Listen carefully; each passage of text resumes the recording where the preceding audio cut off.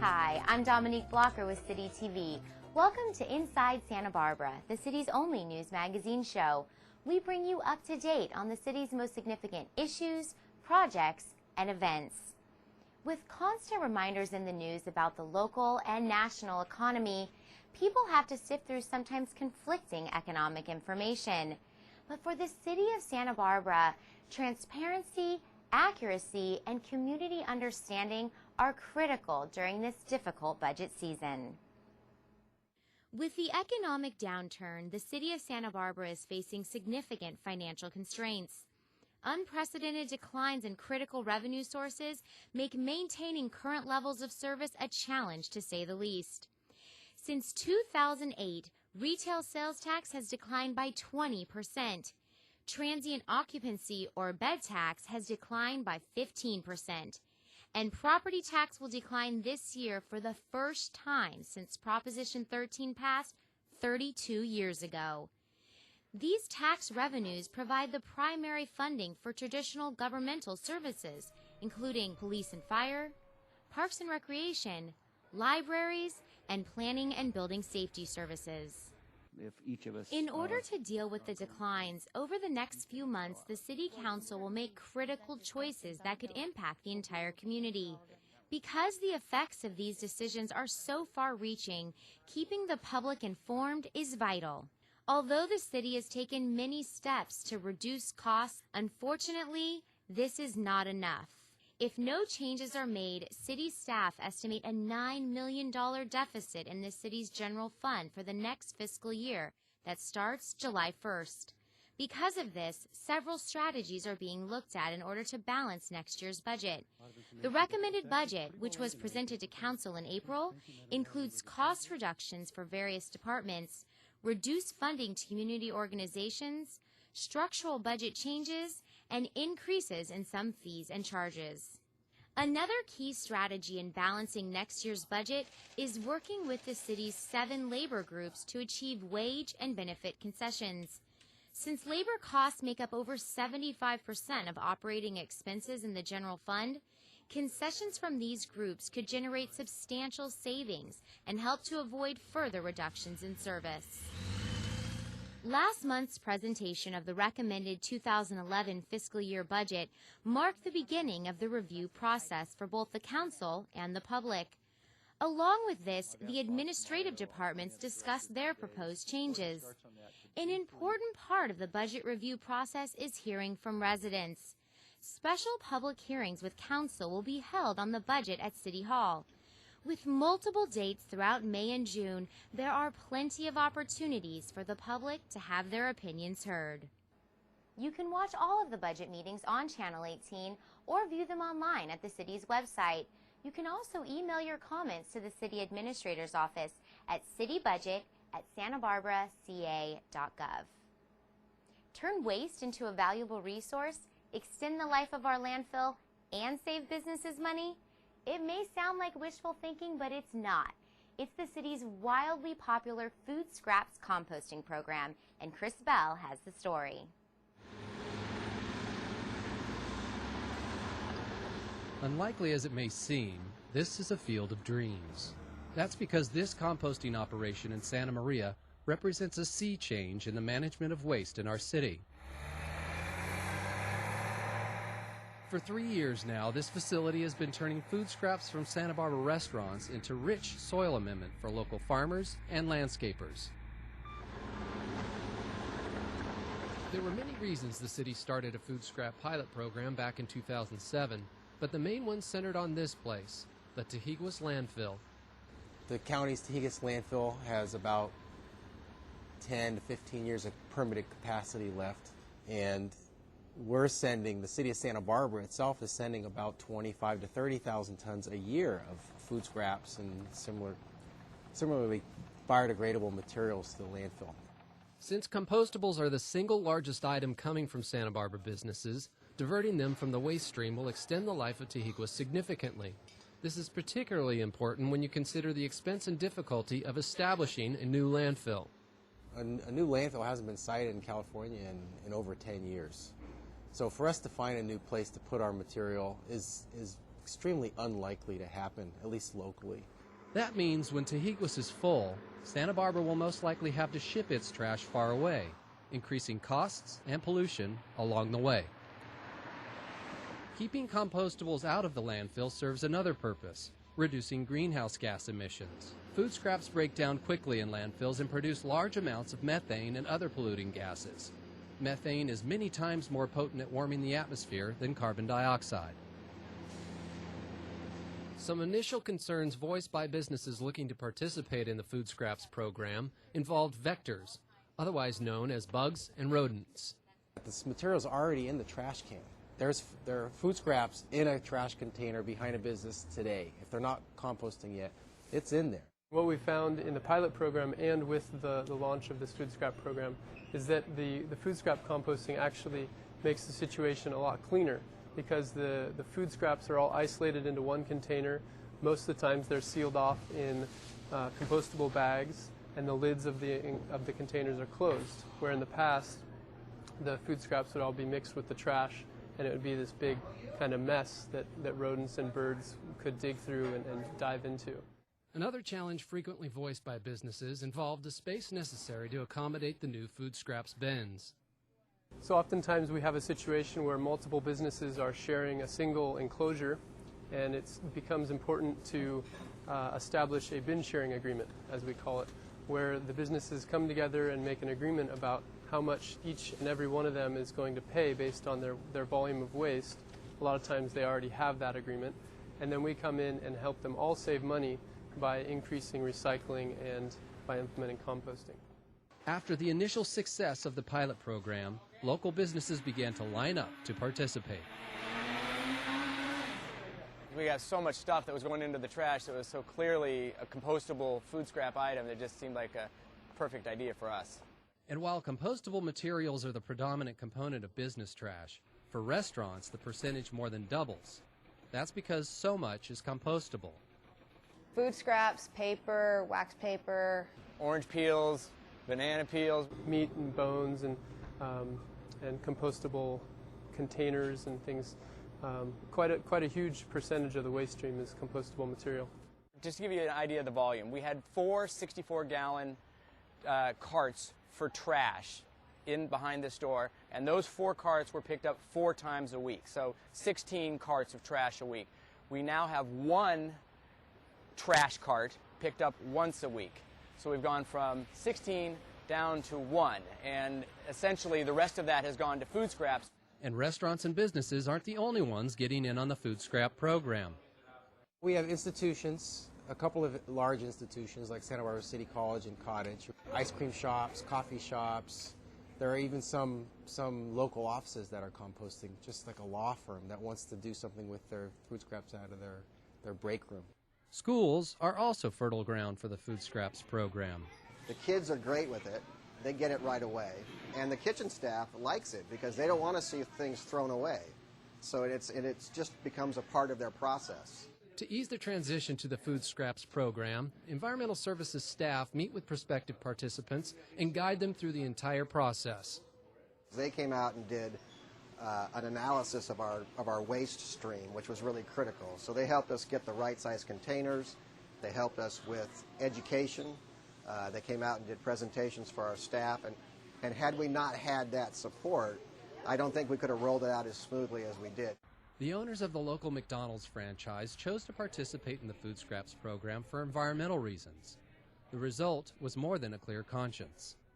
It's teaching me, at a personal level, how to take care of the environment, which, like you hear about green and taking care of the planet, but it's just like our lives are so busy with kids and work, you just don't really take the time to really, look into it. But working with the city and doing this program has really opened up my eyes and how easy it is to really take care of the planet. And you can go to any of my employees and they'll tell you they'll never thought about recycling in their lives, a lot of them, and now they do. That type of change doesn't come without a lot of hands-on support. Somebody from the city came in the restaurant, actually trained us. Her name is Gracie. She did an amazing job. I mean, she was here like that day for a few hours working with myself and my management team and everybody else, my crew. And then she came back like the next day and the next day. She was coming back at least every other day to check on us. And then right after that, she would just show up like on a Saturday morning. Hey guys, how you doing? Can I walk in the back? And she will go through the trash and pull stuff out of the trash. It's like, oh, this doesn't go here. This doesn't go here. It was just, she was really good. She helped out a lot. When it comes down to it, though, most businesses don't change behavior unless it positively affects the bottom line, something Environmental Services understood from the beginning. We had to make the incentive greater, make it more attractive financially for businesses to want to divert more material. So what we landed on in conjunction with our haulers, or meeting with our haulers on a regular basis, was 15% the cost of trash. And it's really, it's going gangbusters. We were astounded when we first found out how affordable it was to have the food scraps pickup, the recycling pickup.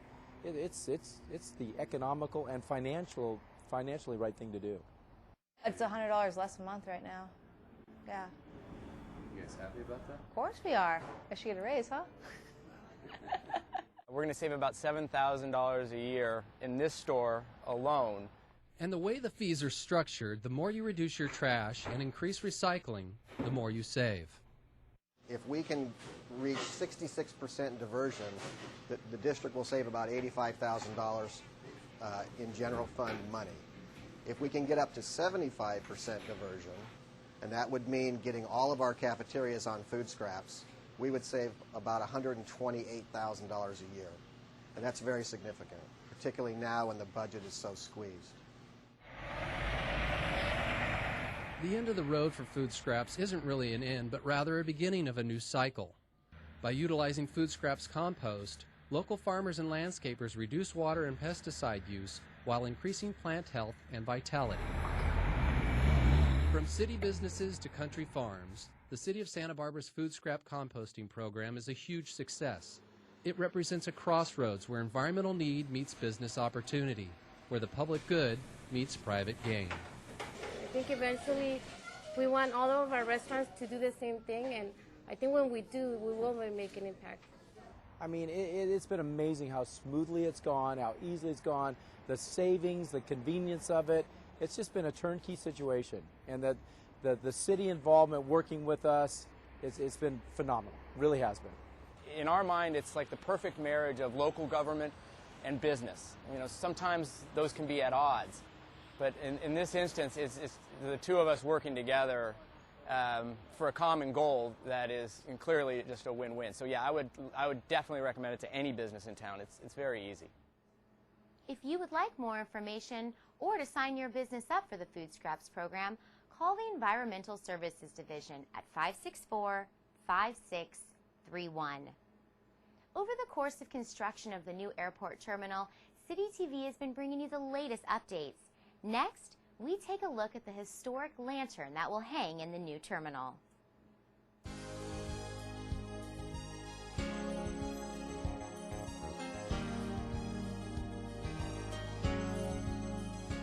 The airline terminal project has been cleared for takeoff.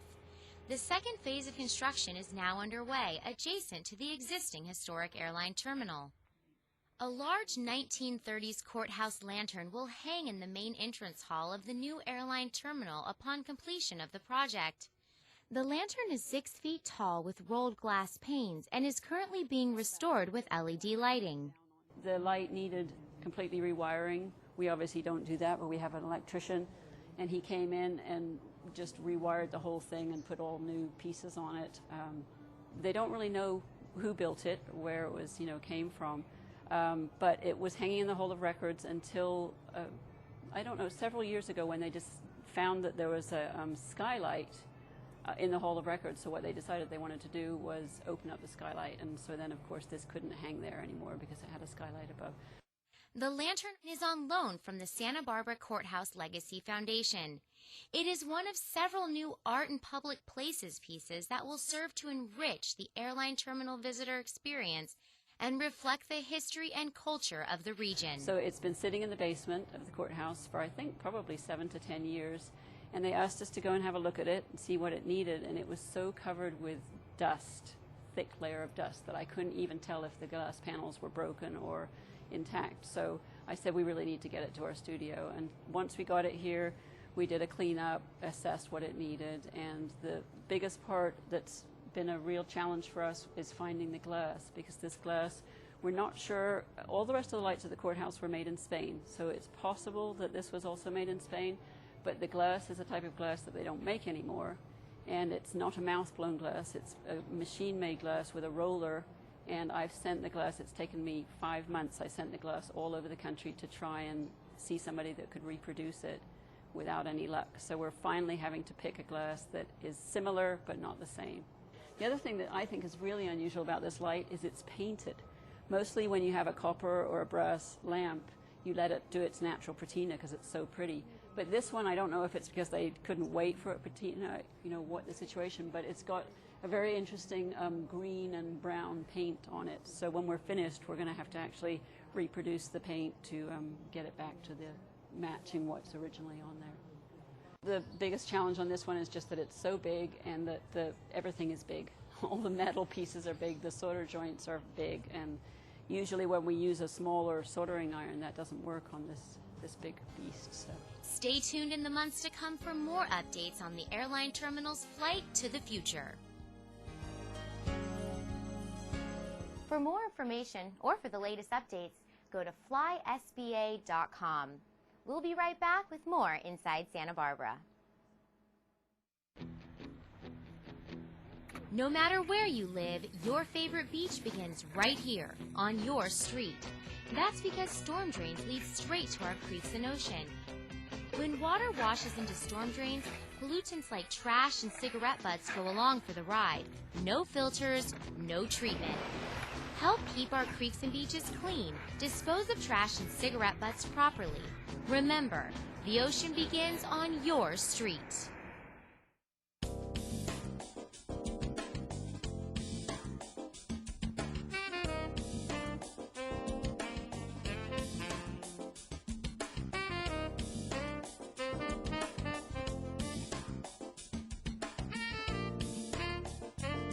Rediscover your sense of Santa Barbara. Stearns Wharf, you're on to something. Hank is a happy man. Hank's happy because he knows he does all that he can to conserve water. Hank bathes for 5 minutes with a low-flow shower head, has water-wise plants such as native wildflowers. He only runs a full load of dishes and dirty clothes. And not to mention, he always keeps an eye out for leaks. This ensures that water and money are saved, and that's a reason to smile. Save water now. Visit sbwater.org.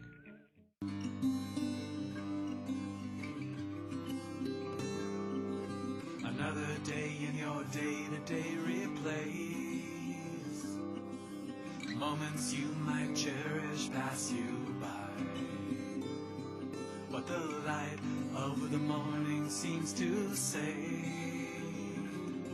that one small thing can change the world.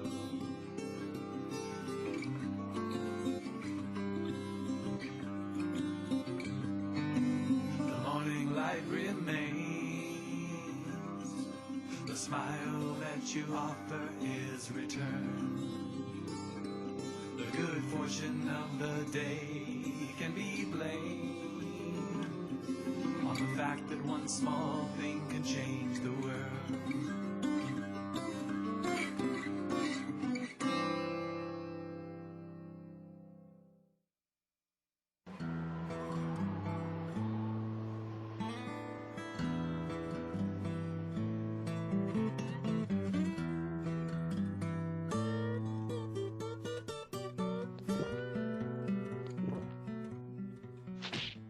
Shouldn't that go into recycling?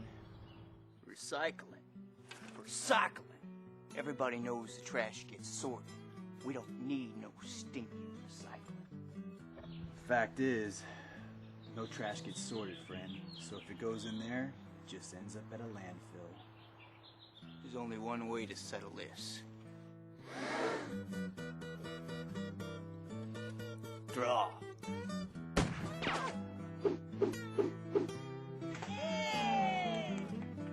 Santa Barbara recycles.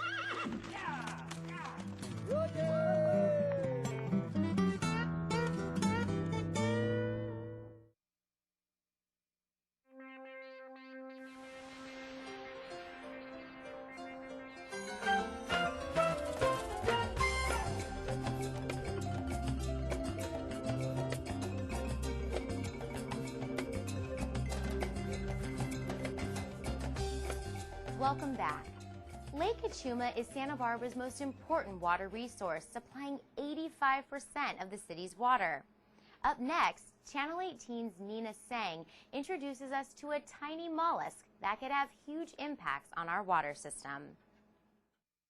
Meet the quagga mussel. This aquatic mollusk and its cousin, the zebra mussel, are invasive species that are wreaking havoc on aquatic ecosystems in the Midwest, the Southwest, and beyond.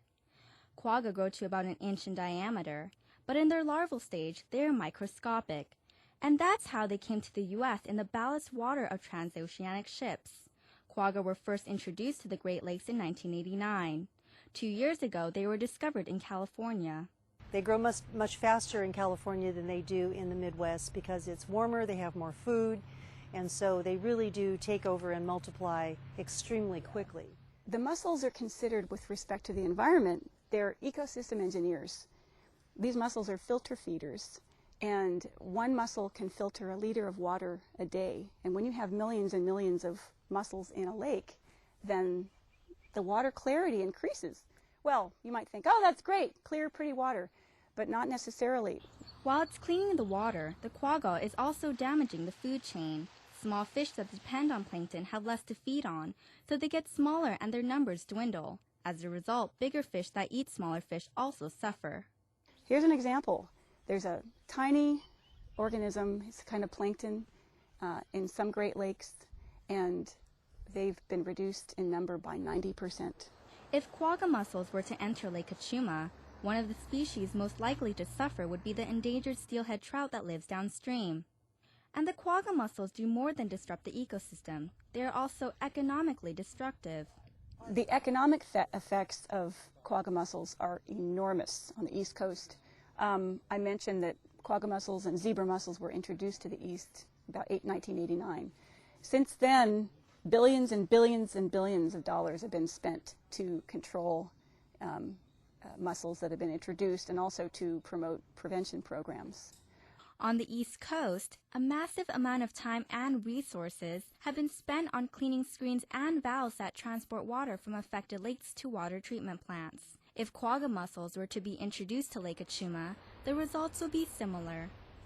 It would cost millions of dollars to try to clean it up, unlike a concrete reservoir where you might be able to drain it and chlorinate it and kill them. We can't drain Lake Kachuma. It's a natural lake, and there's no way to be able to get the mussels out of the lake once they occur there. The reason quagga mussels represent such a great threat is due to their ability to clog pipes. They grow densely on hard and soft surfaces, and they reproduce quickly. In fact, within just 1 square meter, there could be as many as 750,000 of these tiny mussels. And they can be filtered out at the treatment plants, but on their way, they could impact virtually all of our delivery system, all of the valving, all of the piping, and potentially the Tecolote tunnel. We can't shut down the water at all coming in from the tunnel. And therefore, if that happens and they start constraining the piping and the valves, it could grossly impact our ability to deliver water in future. Tecolote Tunnel supplies water from Lake Kachuma to the Cater Water Treatment Plant, where our water is treated. But quagga mussels could also affect our output systems, where water is connected to the State Water Project. Quagga mussels are primarily transferred through recreational boating and downstream water flow. If a boater takes in water in their bilge or bait tank from a quagga or zebra-infested area, they will take the contaminated water with them. The next time they unload their bait tank, they will introduce the mussels to the area. The mussels also cause problems in the boats. If there's a boat sitting in a water that has mussels, within 3 months, the boat hull will be covered with mussels. Not only the hull, but any parts of the boat engine that take in water, the engine can be completely covered with mussels, as well as the interior parts of the engine. So it's a real threat to boaters because it can ruin their cooling system, ruin their engine, interfere with the steering column. create drag on the bottom of their vessel, so it takes more fuel. The boat will go slower. To prevent quagga mussels from entering Lake Cachuma, the Santa Barbara County Parks Department has implemented a strict protocol approved by the County Board of Supervisors in which all boats and trailers must undergo a vessel inspection before they are permitted to launch. We've adopted the most stringent protocols out there while balancing the recreation needs of the community as well. So we're very sensitive to the importance and significant issues related to quagga, but we feel as a department we are doing probably one of the best jobs of prevention with our inspection program than any agency out there. We pull over and we have a ranger come out and do a thorough inspection of your vessel. We want to know where you've been the last 30 days, whether or not you've been in infected lakes. We want to know how your boat's been stored, if you've been stored in humid conditions, that kind of thing. We have a whole inspection form that we use. We want to know whether or not you're from an infected county, a lake that has a county that has infected waters. The county parks protocol is among the strictest in the state. After the ranger does a thorough visual inspection of the boat, it is sent to be washed with 140-degree water with a high-pressure sprayer. Boaters who have been in quagga or zebra-infested waters must undergo a mandatory 2-week quarantine before they are permitted to launch at Lake Cachuma. Boaters are then asked to sign an affidavit attesting that they have not been in quagga or zebra mussel-infested areas in the last 30 days. The affidavit also ensures that they have no live bait in their possession other than night crawlers or worms that are commercially purchased. When boats arrive at Lake Cachuma, they must be clean, dry, and have their drain plugs out before they are accepted for inspection. Vessels that don't meet these criteria automatically fail inspection and are quarantined for 7 days. If the boat has been in a quagga or zebra-infested area in the previous 30 days, it must undergo a mandatory 14-day quarantine. Once the quarantine period is over, the boat will undergo a second inspection before launching.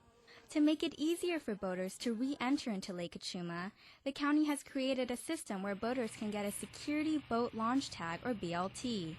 The BLT ensures that the boat will not be removed from the trailer and will not enter other bodies of water after Cachuma.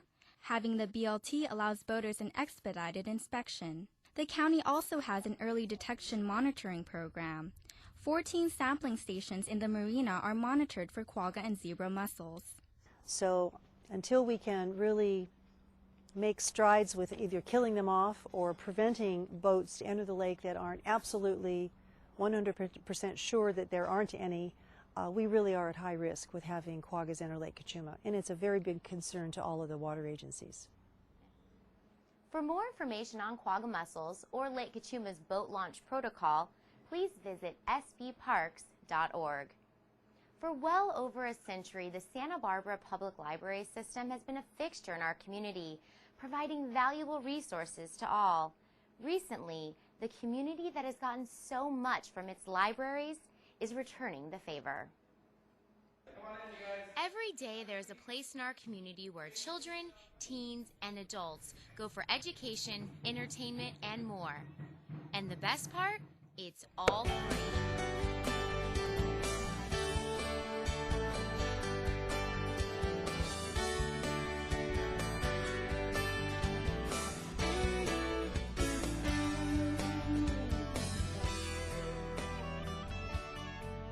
For over 120 years, Santa Barbara's public library system has been a vital resource for our community.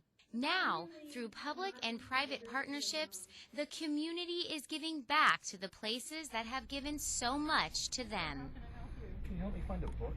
Partnering within the community, whether it's nonprofit to nonprofit, whether it's nonprofit with the city, I think it's now, especially with the economy, it's more important than ever to really collaborate and make the most out of all of our resources. With over 400 women committed to building better communities through volunteering, the Junior League of Santa Barbara is a perfect partner for the Santa Barbara Public Library System.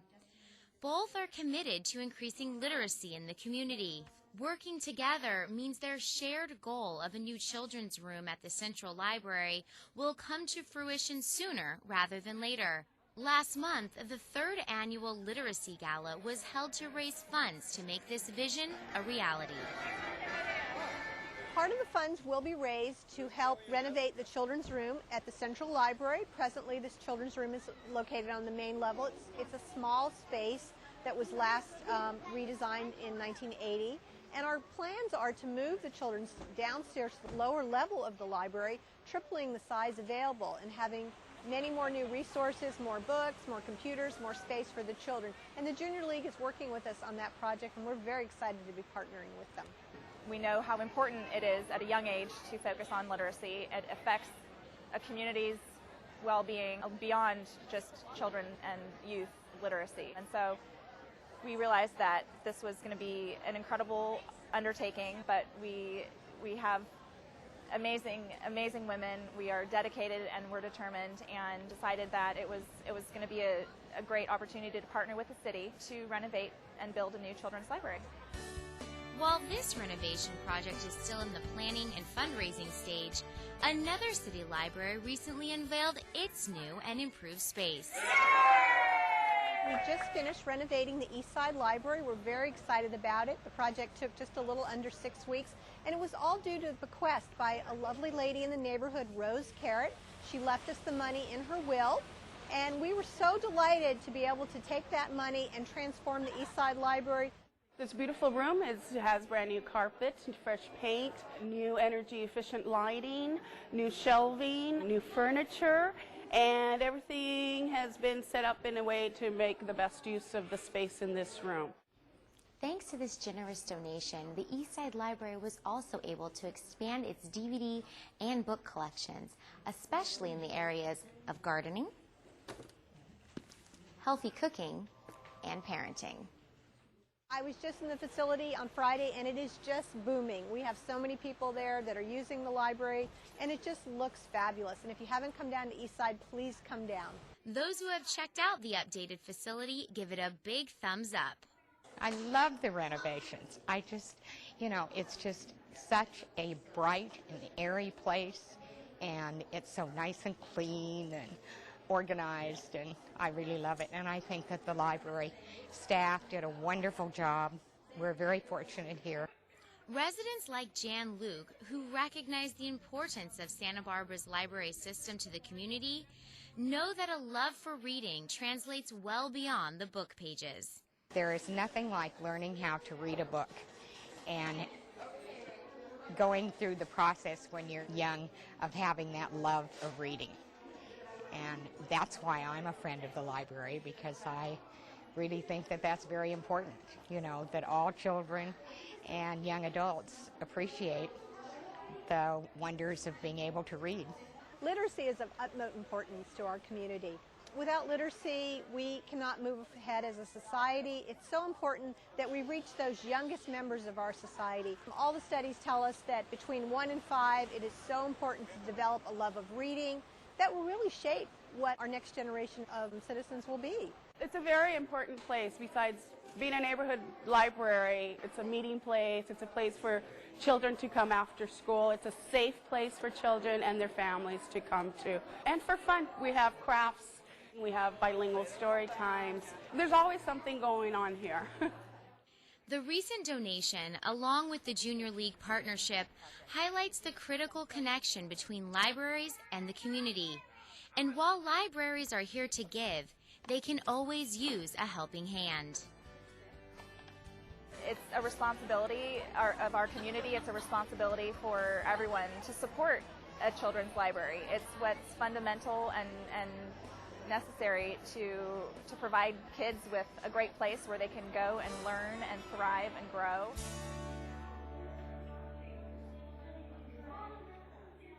There are a number of ways you can help the libraries continue their critical mission. To find out how, visit sbplibrary.org. We'll be right back. No matter where you fish, your favorite spot begins right here on your street.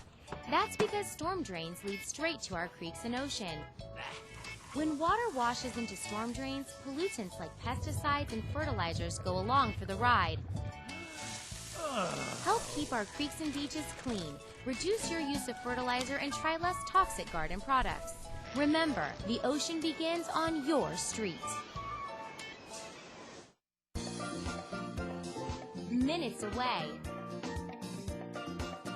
Hours of fun.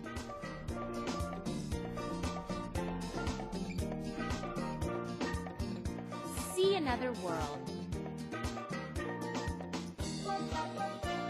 Stearns Wharf. Your local, affordable source for family fun.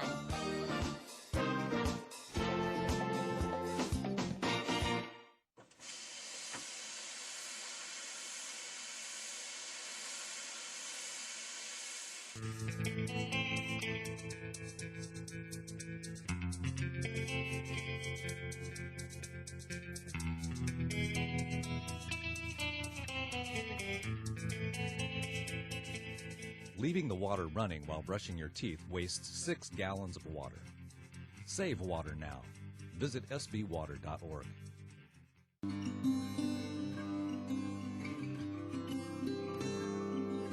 Another day in your day-to-day replays. Moments you might cherish pass you by. But the light of the morning seems to say that one small thing can change the world.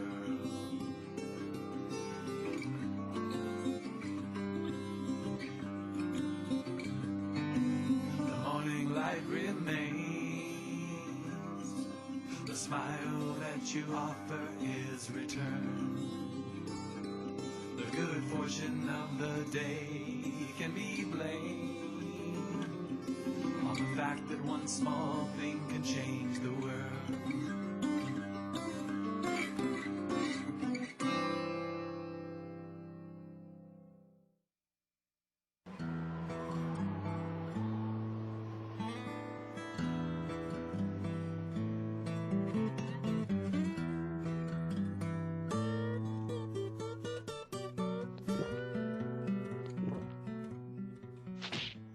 Shouldn't that go into recycling? Recycling. Recycling. Everybody knows the trash gets sorted. We don't need no stinking recycling. Fact is, no trash gets sorted, friend. So if it goes in there, it just ends up at a landfill. There's only one way to settle this. Draw.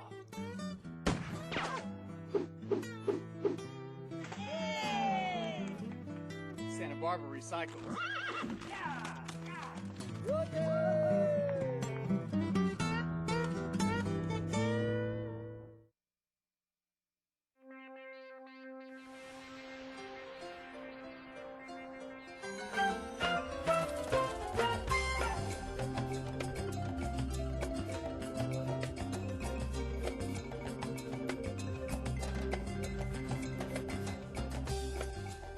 Welcome back. Back at the airport terminal, the structural steel is quickly going up and the building is taking shape. City TV takes you there.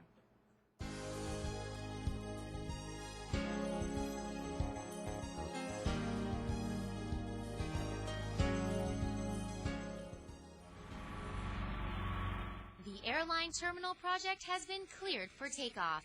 The second phase of construction is now underway, adjacent to the existing historic airline terminal.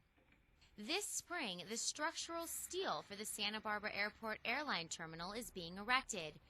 There were approximately 30 truckloads of steel delivered to the site, weighing a total of approximately 1,300,000 pounds. Bickerton Iron Works out of Torrance, California, did the fabrication and placement of the steel at the site.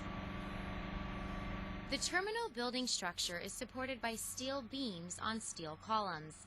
To withstand earthquake and wind forces, the structure utilizes a special moment-resisting frame design. The second-floor concrete slab over the metal deck acts as a rigid structural diaphragm that distributes lateral forces. All columns are supported by spread footings for gravity loads, and concrete grade beams span between the footings to resist lateral forces. In addition, the roof deck helps minimize horizontal movements. There are approximately 100 pad footings under the building, ranging in size from 2 feet 6 inch square to 10 foot square. The rebarb and concrete grade beams tie all of the footings together. There are more than 100 steel columns on site. Additionally, there are approximately 500 steel beams in the second floor and roof framing portions of the building. The structural steel portion of the building is scheduled to be completed by April 30th, 2010. Next, the contractor will begin framing the building and pouring the concrete to complete the slab. Stay tuned in the months to come for more updates on the airline terminal's flight to the future.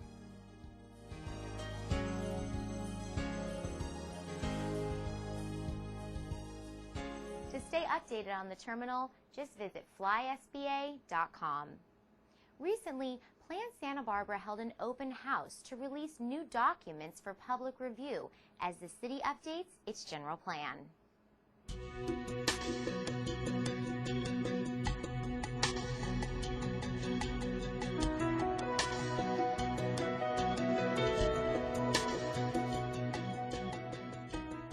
Santa Barbara is well known for its natural beauty, active lifestyle, and small-town feel. It also prides itself on its rich history and well-preserved heritage. Santa Barbara looks and feels the way it does in large part due to active residents who have been involved with the direction of their city. When they saw something they enjoyed, they fought to preserve it and made efforts to halt changes that were negatively impacting Santa Barbara.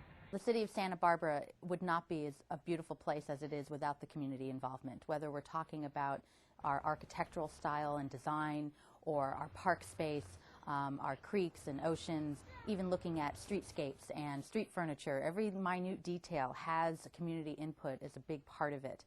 For over 40 years, the city has maintained a general plan to preserve and enhance the community's assets. The plan establishes policy direction for the long-term development of the city. It addresses the many components essential to a well-functioning community, such as land use, traffic, housing, public services and safety, and parks and open space.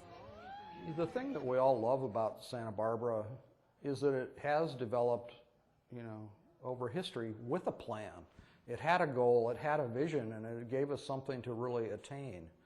It's really important, I think, for the community, and this has been 20 years since the last time we did it, to lay out the future of where we want to go, primarily from a development standpoint.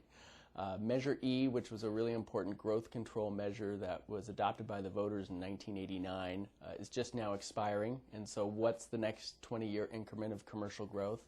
And then housing. We've seen a lot of housing pressure through the 90s and the early part of the 2000s.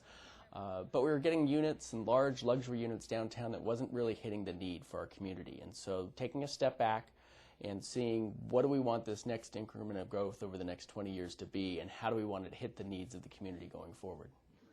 Building consensus has not always been easy in the Plan Santa Barbara process, but there are several areas where community opinion has come together. Most agree that we should regulate future growth, live within our resources, prioritize affordable housing, require smaller units, preserve Santa Barbara's historic small-town character, enhance our active, healthy, walkable community, plan for sustainable neighborhoods, and maintain our economic vitality.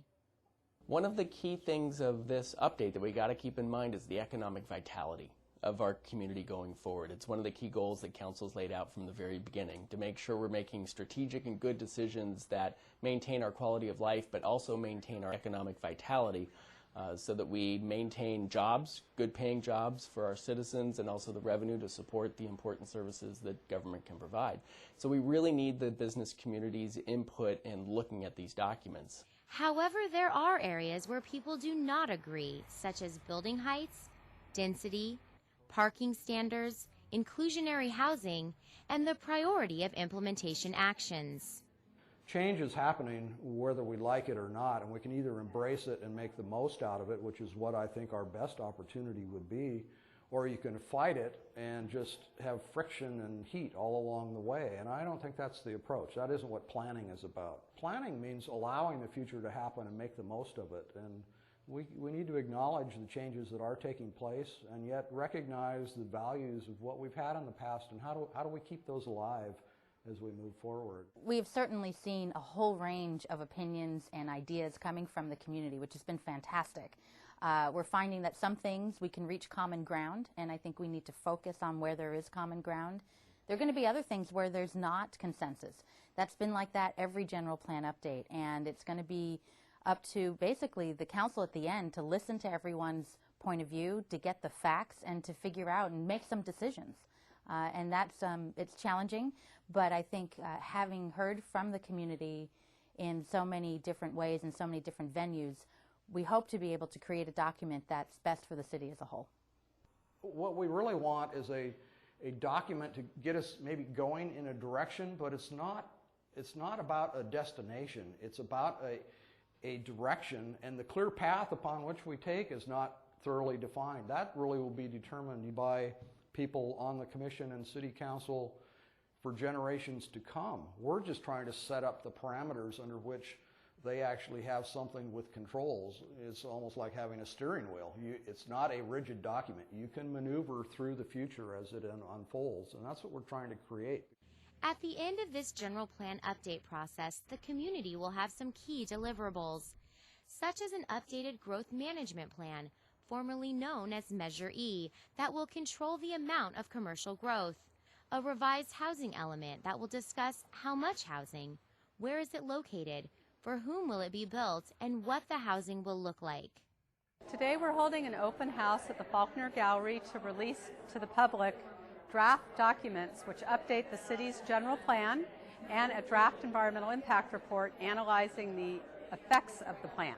We are releasing the documents today for a 60-day public review period. So this release is so people will have time to review them and then come to the Planning Commission and give us their comments. Do they understand what the possible changes are? Do they agree or disagree with how we've assessed the impacts of the project? And give input so that we can adopt a general plan. In addition, a new land use map will be developed. Updating the map is necessary to replace a 1970s hand-drawn map with a GIS parcel-based map that will be more accurate and easily accessible to the public. The map will confirm and adjust the types of land uses and help to determine how much of a specific land use can occur within a given neighborhood. One of the things that we're updating is our land use map, and what that means is someone's property may have a designation of commercial or industrial along Milpas, and we're making some adjustments to define the boundaries of where that industrial area is or where the residential boundary changes to commercial. And so we've had a number of specific property owners who we've never spoken to before. They're not really into planning necessarily, but they've come to see what does this map show for their property. And finally, the general plan will have a certified environmental impact report. It will become the technical basis for future decisions that are made to carry forward general plan policy implementation, as well as various development projects. I really encourage all residents of Santa Barbara to look at the draft EIR, look at the facts, look at the documents, and communicate with the council and with the Planning Commission about your vision. Because the more we hear from you, the better we can make a good decision. A lot of opportunities for public input at this point, and it's really going to be getting down to it because you'll be able to react to documents now. You know, we've had a lot of theoretical discussions and kind of kicked issues around. Now we're going to be responding to draft documents, and so this really is a crucial time for everyone to get involved. It's not about us. I won't be here to see the results of what we're doing, and I think most of the people that are speaking about issues today won't be here either. So we need to step outside of ourselves to really make this work. And we really need to pretend that we are our children or our grandchildren, and what would they want us to be doing?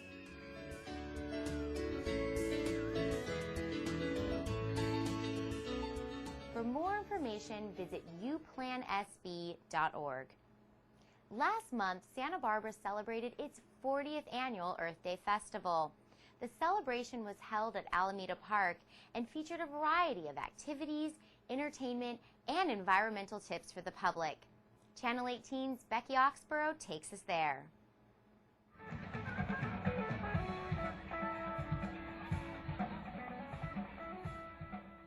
In 1969, A large oil spill devastated the coast of Santa Barbara. This disaster motivated the public into action and brought about an environmental awareness on an epic scale. As one of the birthplaces of the environmental movement, Santa Barbara was one of the first cities in the nation to celebrate Earth Day. Earth Day has changed a lot since those early celebrations, held at the corner of State and Anapamu, but the focus has remained the same. In order to maintain the festival's title as a carbon-free event, people were encouraged to walk, bike, or take a free ride on any MTD bus to get there. Around 10,000 people attended, and a local environmental hero also made a guest appearance. This year, James Cameron was honored by the Community Environmental Council. Santa Barbara Mayor Helene Schneider presented him with the Environmental Hero Award. Upon receiving the award, Mr. Cameron stressed the importance of being science literate and the need for environmental awareness to be increased across the globe. During the two-day celebration, visitors were able to check out interesting green exhibits, such as the Green Car Show, featuring the latest technologies in electric, hybrid, and advanced vehicle fuel systems. A green home pavilion demonstrating a full-scale demo of a completely sustainable home, a Green Shorts Film Festival, as well as live music and dancing. Each year, the festival continues to grow as more people learn the importance of living sustainably and how we all benefit by doing so.